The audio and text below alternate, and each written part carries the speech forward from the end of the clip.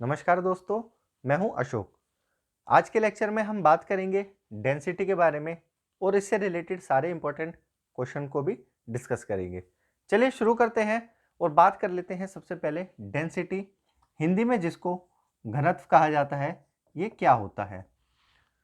देखिए, डेंसिटी को अगर सरल शब्दों में समझाऊं तो हमारा कोई ऑब्जेक्ट है वो कितना कॉम्पैक्ट हो सकता है एक फिक्स वॉल्यूम के रिस्पेक्ट में। यानी कि हमारी वॉल्यूम फिक्स है, उसमें हम उस ऑब्जेक्ट को जितना ज़्यादा कॉम्पैक्ट कर सकें उतना ही ज़्यादा वो डेंस होता चला जाएगा। मैथमेटिकल रूप में इसको समझ लेते हैं थोड़ा सा। देखिए, डेंसिटी को हम रिप्रेजेंट करते हैं एक सिंपल सिंबल के द्वारा, जिसको रो कहा जाता है। इसका जो फॉर्मूला होता है या इसकी डेफिनेशन समझ लीजिए, it is the mass per unit volume. यहाँ जो मास है वो फ्लूइड का होगा पर यूनिट वॉल्यूम के रिस्पेक्ट में। तो यानी कि mass of A fluid per unit volume, इसका क्या बन गया दोस्तों, फॉर्मूला। ऐसा यूनिट बहुत इजीली आप निकाल सकते हैं, मास इज किलोग्राम, ठीक है, और वॉल्यूम को रिप्रेजेंट करेंगे मीटर क्यूब में। तो किलोग्राम पर मीटर क्यूब इसकी एसआई यूनिट आ गई। इसको हम चेंज करते हैं एमएलटी में, क्योंकि बहुत बार पूछा भी गया है एमएलटी में डेंसिटी को कैसे रिप्रेजेंट करते हैं।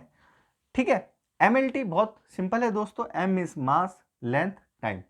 इसको हम अगर चेंज करें तो देखिए, मास किलोग्राम एक मास को दिखाता है, क्योंकि यहाँ पे मास सिंगल है तो इसको हम एक लिखते नहीं है। मीटर में देखिए इसकी लेंथ 3 है, तो यहाँ पे लेंथ क्या होगी दोस्तों, 3, और टाइम हमारा यहाँ पे है नहीं तो टाइम 0 हो गया। तो इसको मैं अगर लीनियर रूप में लिखूं तो मास ऊपर है तो m सिंपल आ जाएगा, लेंथ अभी नीचे है ऊपर जाके माइनस में हो जाएगी -3, और t है नहीं, तो दोस्तों एम एल की माइनस पावर -3 इसकी एमएलटी फॉर्म होती है हमारी डेंसिटी की। हम बहुत बार डिस्कस कर लिया मास मास मास, क्योंकि डेंसिटी रिलेटेड ही मास से है, इसलिए इसका दूसरा नाम याद रखेंगे मास डेंसिटी है। यानी डेंसिटी या मास डेंसिटी एक ही बात है।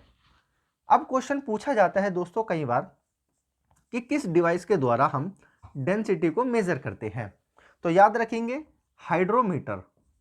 हाइड्रोमीटर एक डिवाइस होती है जिसका यूज डेंसिटी को मेजर करने के लिए किया जाता है। या क्वेश्चन घुमा दे, वो बोले हाइड्रोमीटर दे दिया, पूछे कि फ्लूइड के कौन से पैरामीटर को हाइड्रोमीटर मेजर करता है, तो याद रखेंगे डेंसिटी को। ठीक है, यहाँ पे आपका रिलेशन इसके साथ डेंसिटी हमेशा रहेगा। चलिए अब कुछ इंपॉर्टेंट हम फ्लूइड्स की बात कर लेते हैं और उसकी डेंसिटी की। देखिए, वाटर की डेंसिटी H2O की हमारी डेंसिटी बहुत बार पूछी गई है, कितनी होती है, बहुत सिंपल है, 1000 किलोग्राम पर मीटर क्यूब।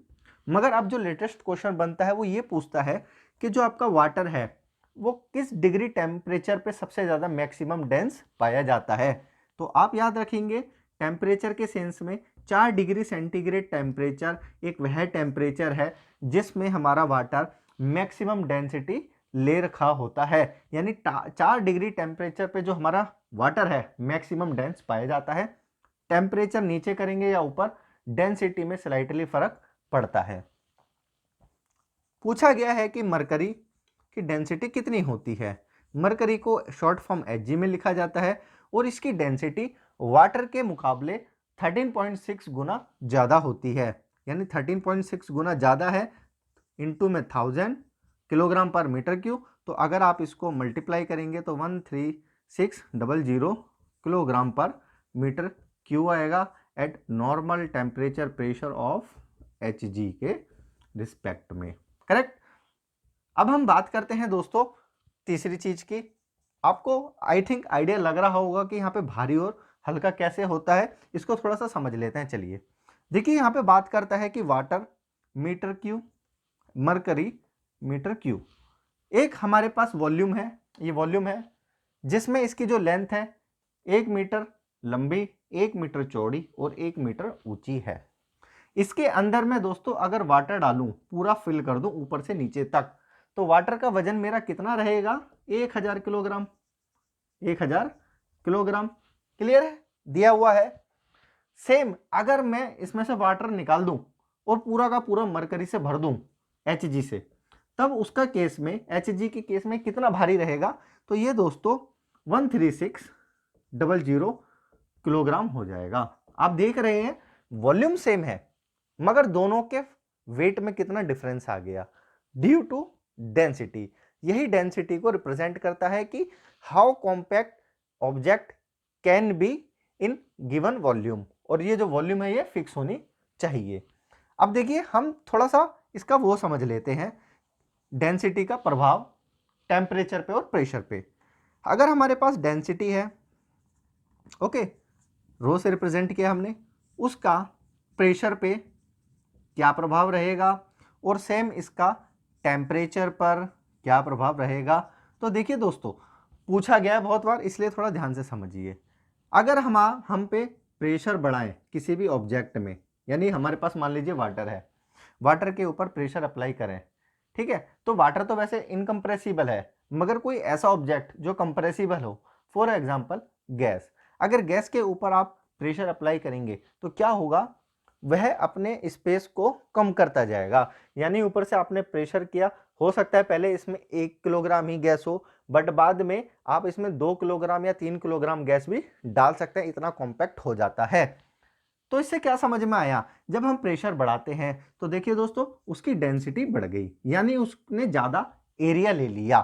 तो इसका एक रिलेशन निकलता है, वो ये है कि अगर डेंसिटी बढ़ती है तो एरिया जो है आपका, या वॉल्यूम कहें, वो कम होता चला जाता है। ठीक है, दूसरी चीज हमने समझी थी, समझनी है वो टेम्परेचर के रूप में। अगर हम किसी चीज का टेम्परेचर बढ़ाएं तो देखिए दोस्तों उस समय जब वो डेंसिटी होगी, उसकी जो डेंसिटी है वो कम होती चली जाएगी। वो ऐसा क्यों होता है, क्योंकि टेम्परेचर जब बढ़ाते हैं तो जो हमारे फ्लूइड्स का जो अंदर जो मॉलिक्यूल्स होते हैं वो रैंडमली इधर उधर भागते हैं, और जब वो इधर उधर भागते हैं तो अपने एरिया का विस्तार करते हैं, अपने एरिया को बढ़ाते हैं, और जब वो अपने एरिया को बढ़ाएंगे तो उनकी डेंसिटी ऑटोमेटिकली कम होती चली जाएगी, क्योंकि वह एरिया ज़्यादा लेंगे। और मैंने एरिया का अभी रिलेशन बताया है, एरिया कम तो डेंसिटी ज़्यादा, एरिया ज़्यादा तो डेंसिटी कम। यहाँ पे आप लिख सकते हैं कि डेंसिटी कम तो यानी कि एरिया आपका ज़्यादा हो गया। यह एक छोटा सा रिलेशन है प्रेशर और टेम्परेचर का डेंसिटी के सेंस में। इसमें एक चीज़ और हम समझ लेते हैं, वो ये है कि दोस्तों डेंसिटी जो हमारा एक कॉमन स्टैंडर्ड फ्लूइड है मेजर करने का, उसका अदर डेंसिटी पे क्या रेफरेंस या इसका क्या प्रभाव रहता है।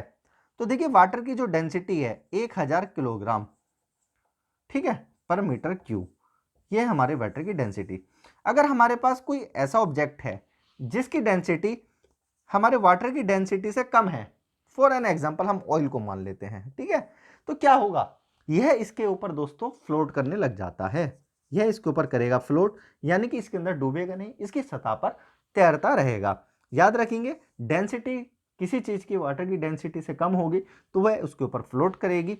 इन केस अगर डेंसिटी ऑब्जेक्ट की इस डेंसिटी से ज्यादा हो गई तब वह दोस्तों उसके अंदर डूब जाएगी, यानी ज्यादा डेंसिटी होने पर ऑब्जेक्ट क्या हो जाएगा, सिंक हो जाएगा, डूब जाएगा। याद रखेंगे, आगे हम इसको और फर्दर अच्छे से डिटेल में स्टडी करेंगे। अब एक लास्ट चीज मैं आपको बताता हूं, एक कॉमन एग्जांपल की हम बात करेंगे, हाईएस्ट डेंसिट में समझेंगे, हाईएस्ट डेंसिट मटेरियल और लोवेस्ट को। तो देखिए हमारे हाईएस्ट डेंसिट जो मटेरियल है वो है हमारे ऑस्मियम, जिसको हम OS से रिप्रेजेंट करते हैं, एंड इरिडियम IR। ये हमारे हाईएस्ट डेंसिट मटेरियल है हमारी पीरियोडिक टेबल में।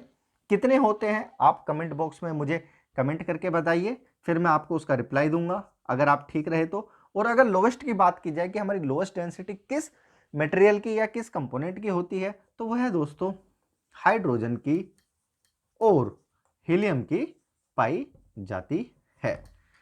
तो यह रहा दोस्तों आज का हमारा इंपॉर्टेंट टॉपिक डेंसिटी के बारे में। प्लीज वीडियो को लाइक और चैनल को सब्सक्राइब जरूर कीजिए। Thank you for watching.